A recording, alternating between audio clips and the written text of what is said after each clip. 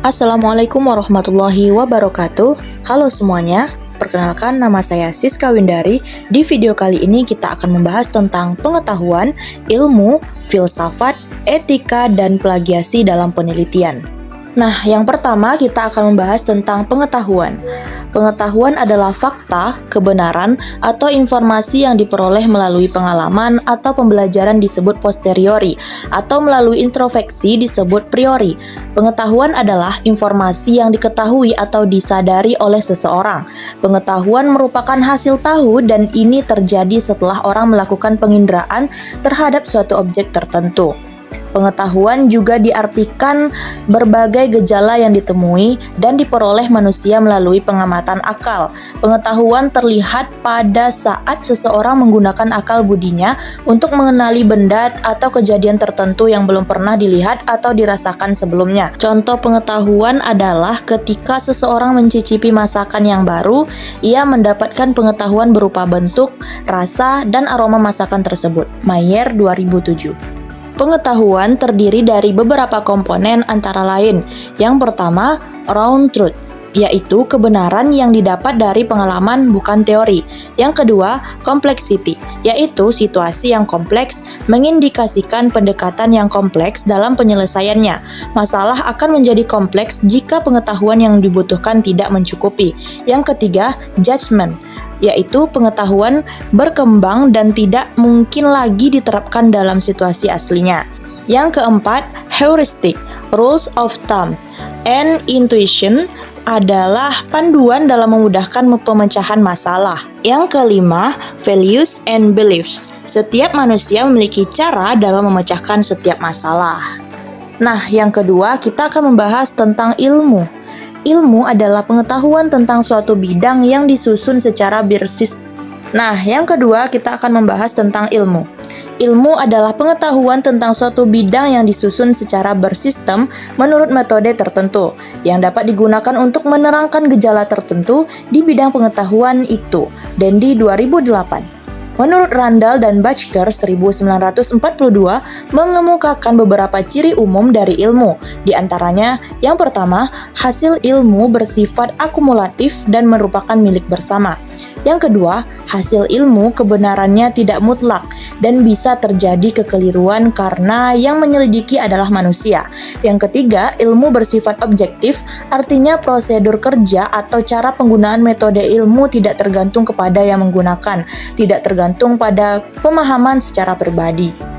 Yang ketiga, kita akan membahas tentang filsafat. Kata filsafat dalam bahasa Arab dikenal dengan istilah falsafah, dan dalam bahasa Inggris dikenal istilah filosofi, serta dalam bahasa Yunani dengan istilah filosofia. Kata filosofia terdiri atas kata philein yang berarti cinta, love, dan sophia yang berarti kebijaksanaan, wisdom. Sehingga secara etimologis istilah filsafat berarti cinta kebijaksanaan, love of wisdom, dalam arti yang sedalam-dalamnya. Dengan demikian, seorang filsuf adalah pecinta atau pencari kebijaksanaan. Kata filsafat pertama kali digunakan oleh Pythagoras 582 sampai 486 sebelum Masehi. Kemudian filsafat itu diperjelas seperti yang banyak dipakai sekarang ini dan juga digunakan oleh Socrates 470 sampai 390 sebelum Masehi dan filsuf lainnya, Swedi 2016. Berfilsafat berarti berendah hati, bahwa tidak semuanya akan kita ketahui dalam kesemestaan yang tak terbatas ini.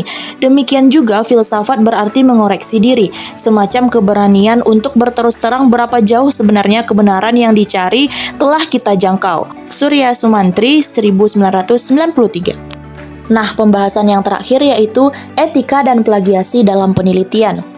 Yang pertama, etika dalam penelitian adalah prinsip-prinsip moral yang mengatur bagaimana peneliti harus berperilaku selama proses penelitian.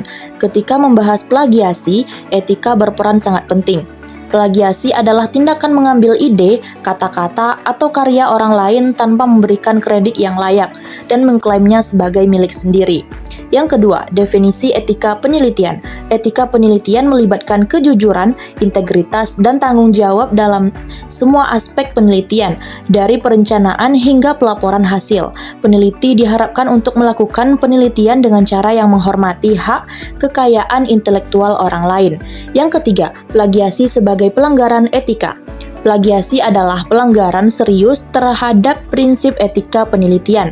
Ini melibatkan pemalsuan atau penyalinan tanpa izin yang dapat mencakup teks, ide, data, atau hasil penelitian. Plagiasi merusak kredibilitas penelitian dan merugikan penulis asli. Yang keempat, konsekuensi plagiasi. Dalam konteks etika penelitian, plagiasi dapat mengakibatkan berbagai konsekuensi negatif, termasuk pencabutan publikasi, hilangnya reputasi profesional, dan dampak hukum. Ini juga merugikan perkembangan ilmu pengetahuan karena dapat mendistorsi pemahaman atau memperkenalkan informasi yang salah. Yang kelima, pencegahan plagiasi. Untuk mencegah plagiasi, peneliti harus selalu memberikan atribusi yang tepat untuk ide dan karya orang lain. Ini termasuk menggunakan kutipan yang sesuai, menyusun daftar pustaka yang lengkap, dan mematuhi pedoman publikasi yang berlaku. Banyak institusi juga menyediakan pelatihan dan alat untuk membantu peneliti memahami dan menghindari plagiasi. Yang keenam, etika penggunaan data dan ide. Selain teks, plagiasi juga bisa melibatkan penggunaan data atau ide tanpa izin.